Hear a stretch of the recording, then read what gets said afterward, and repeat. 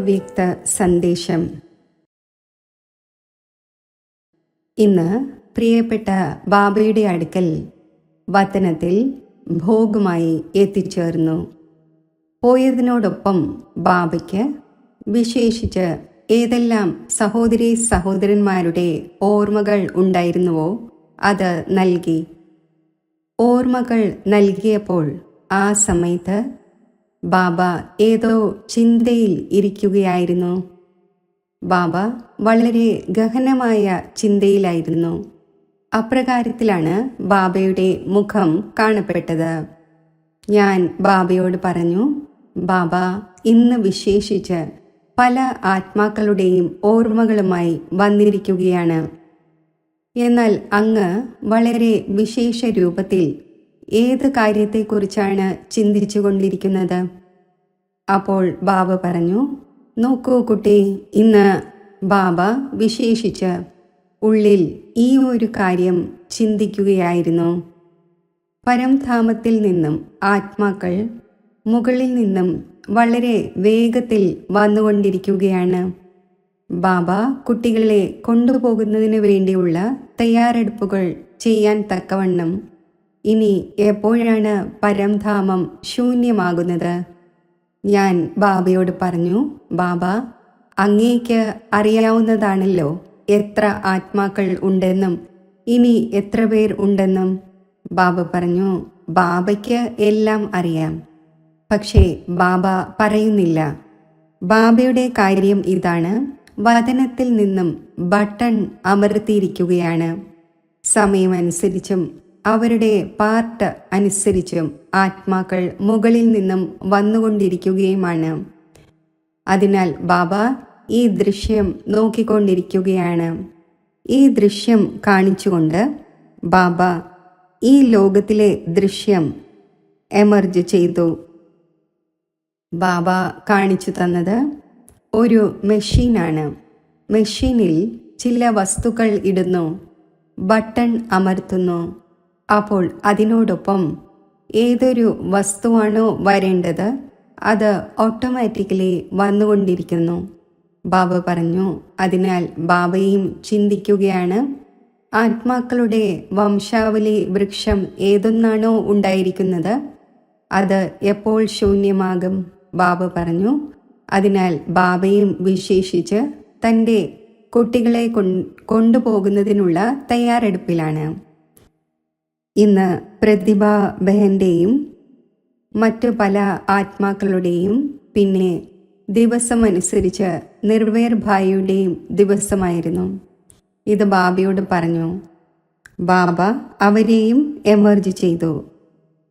Emerge ചെയ്തുകൊണ്ട് ബാബ പറഞ്ഞു, നോക്കൂ കുട്ടി, സംഗമയുഗത്തിൽ ഈ ഏതെല്ലാം ആത്മാക്കളാണോ പോയിക്കൊണ്ടിരിക്കുന്നത് ഇവരും തങ്ങളുടെ പാർട്ട് അഭിനയിച്ചു കൊണ്ടിരിക്കുകയാണ്.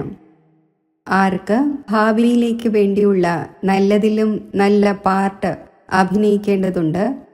പിന്നെ പരംധാമത്തിൽ നിന്നും ആത്മാക്കൾ ഇറങ്ങി വരുന്നു തങ്ങളുടെ പാർട്ട് അഭിനയിക്കുന്നതിന് വേണ്ടി.